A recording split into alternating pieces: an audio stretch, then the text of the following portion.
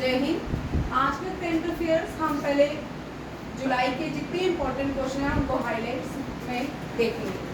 Senior adviser to Fairfax financial holding limited, ये जो Fairfax financial holding limited है ये कनाडा की फाइनेंस कंपनी है, ये भी याद रखिएगा। इसमें एज एडवाइजर अपॉइंट हुए हैं अमिताभ कांत। कौन अपॉइंट हुए हैं? अमिताभ कांत। अमिताभ कांत बहुत इंपॉर्टेंट है। 2014 से लेके अब तक G20 चाहे 2025 वाला सेशन तक रहा, इन्होंने भारत के लिए बहुत सारे काम किए हैं। पहले ये 2014 में CEO बने भारत के नीति आयोग के। नीति आयोग सबसे इम्पोर्टेंट क्या है ऑर्गेनाइजेशन है भारत के लिए। प्लानिंग कमीशन जो था, 5 ईयर प्लान जो थे, हर एक गवर्नमेंट के अपने 5 ईयर प्लान होते हैं, वो प्लानिंग कमीशन के अंदर आते हैं। प्लानिंग कमीशन को हमने इसको सब्स्टिट्यूट दिया नीति आयोग। नीति आयोग में नई बॉडीज बनाई गई, उसमें थिंक टैंकर्स बनाए गए जो बॉटम टू अप काम करते थे। पहले क्या होता था, अप से बॉटम आते थे। जो सेंटर में गवर्नमेंट होती थी उसकी अगर स्टेट में गवर्नमेंट है तो उसी को ही बेनिफिट दिए जाते थे। इससे क्या होता था कि जो बाकी स्टेट्स जो सेंटर में, जैसे सपोज कांग्रेस है तो कांग्रेस की स्टेट को फायदा होता, सेंटर में बीजेपी थी तो बीजेपी स्टेट को फायदा होता। बट अब नीति आयोग में ऐसा नहीं है। जितनी भी स्टेट्स हैं सबको पहले ही डिस्ट्रीब्यूट किया जाता है, सबको पहले ही चीजें अलॉट की जाती है ताकि बार बार किसी भी स्टेट के चीफ मिनिस्टर को सेंटर में नहीं आना पड़े, वहीं से काम हो जाए। ये थिंक टैंकर बॉडी बनाएगी। क्या बनाएगी? Think tank body. ये भी याद रखिएगा। ये भारत के सेकंड शेरपास थे, वेरी इंपॉर्टेंट। G20 के सेकंड शेरपास कौन थे? Amitabh Kant. Piyush Goyal first Sherpa. Very important, जो नए बच्चे हैं वो लिख ले। G20 23 भारत में हुआ। ये आपको जो नए लोग हैं, चाहे उनका ND पेपर है, आपको G20 पूरा पढ़ना पड़ेगा, ठीक है। G20 से हर एक डिटेल क्या क्या 2023 में भारत में हुआ, JNK में कौन से डेलीगेशन आया G20 का, ये सारी चीजें आपको पढ़नी पड़ेगी। और ये पीयूष गोयल जो है G20 के फर्स्ट शेरपास है। शेरपास जो टर्म्स हैं, ये नेपाल के लोग जो माउंटेन चढ़ते हैं, क्लाइंब करते हैं माउंट एवरेस्ट, उनके लिए ये टर्म्स यूज की जाती है नेपाल में। ये भी बड़ा इंपॉर्टेंट क्वेश्चन है। इधर देखो, zone 2 of the Commonwealth parliamentary conference, ये जोन 2 की पार्लियामेंट्री कॉन्फ्रेंस है।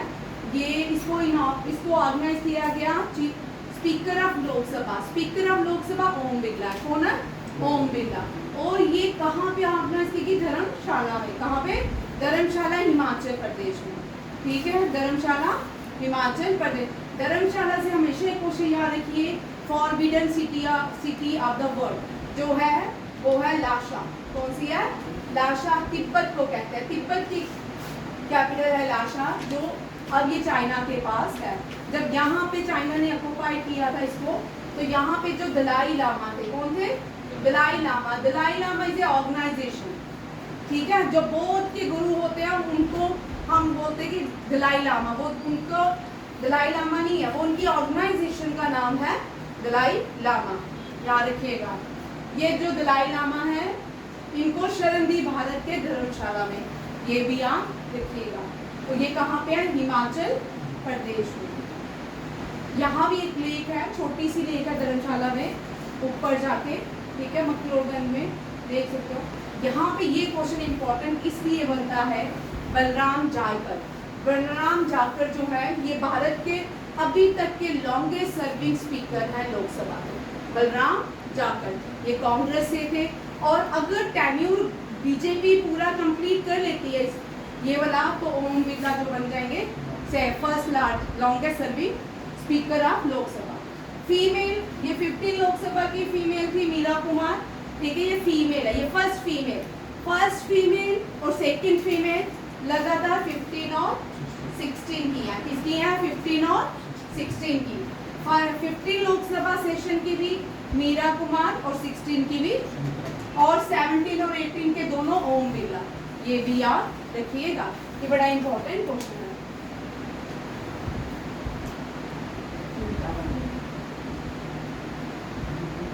नेक्स्ट, ये भी बड़ा इंपॉर्टेंट क्वेश्चन है, क्योंकि ऑपरेशन सिंदूर से बड़े सारे क्वेश्चन बनते हैं, हर एक कॉम्पिटिटिव एग्जाम में बनेंगे और यहाँ भी रहेगा, ठीक है।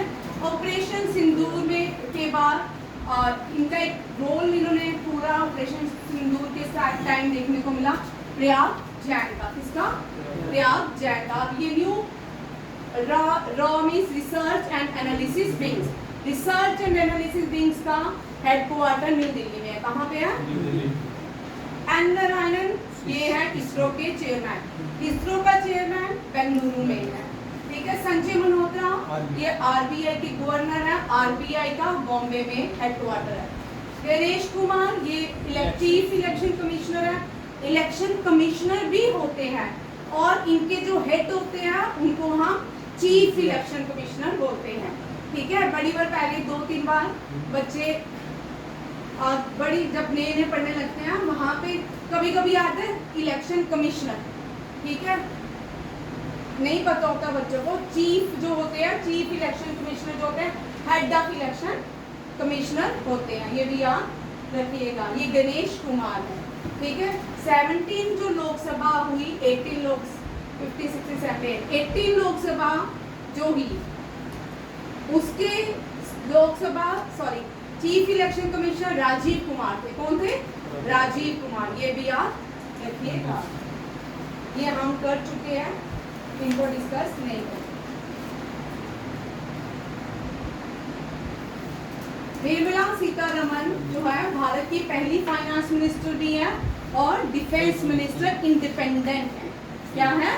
इंडिपेंडेंट। इससे पहले कोई भी इंडिपेंडेंट चार्जेस नहीं थी, बट इंदिरा गांधी दोनों थी। जब इंदिरा गांधी प्राइम मिनिस्टर थी, एक टर्म में उसके पास डिफेंस मिनिस्ट्री भी थी और दूसरे टर्म में जब वो प्राइम मिनिस्टर बनी तब भी उसके पास फाइनेंस मिनिस्ट्री थी, वो विद एडिशनल चार्ज थी इंदिरा गांधी, याद रखिएगा।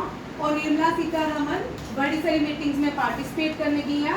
ब्राजील में भी finance central bank governor meeting को लीड करेगी इंडिया की तरफ से। रियो डी जेनेरियो ब्राजील की कैपिटल नहीं है ये, ठीक है। प्राइम मिनिस्टर नरेंद्र मोदी 5 जगहों में विजिट करेंगे, गाना, Trinidad and Tobago, Argentina, Brazil and Namibia, ठीक है। यहाँ पे क्वेश्चन आपको इस तरह नहीं आएंगे, यहाँ पे आपको ABCD जब भी क्वेश्चन आते हैं इस तरह के क्वेश्चन, ठीक है, वहाँ पे आपको कंट्रीज के नाम पूछेंगे, आपको 5 कंट्रीज आने चाहिए ताकि आपको एग्जैक्ट आंसर उसका आता हो, ठीक है। ये सारी कंट्रीज है। इससे पहले भी पूछ सकते हैं, इससे पहले भी क्वेश्चन बनता है आफ्टर सिंदूर ऑपरेशन प्राइम मिनिस्टर कौन सी कंट्रीज में गए? साइप्रस। साइप्रस बहुत इंपॉर्टेंट, साइप्रस से क्वेश्चन रहेगा आपको, क्योंकि जो टर्की है, टर्की का काउंटर पार्ट क्या है? साइप्रस, ठीक है। और साइप्रस में गए, कनाडा गए, कनाडा में G7 कहाँ पे हुआ? कनाडा में, कनाडा में इनको बुलाया गया एज अ G7 का भारत जो है, जो नए बच्चे देखिए G7 में हम लोग, भारत जो है मेंबर नहीं है। अब आफ्टर 2016 में हम देख रहे हैं कि G7 कंट्रीज दूसरी कंट्रीज को इनवाइट करती है, ठीक है। 17-16 के बाद भारत जो है लगातार G7 में उसको बुलाया जा रहा है एज गेस्ट, ठीक है।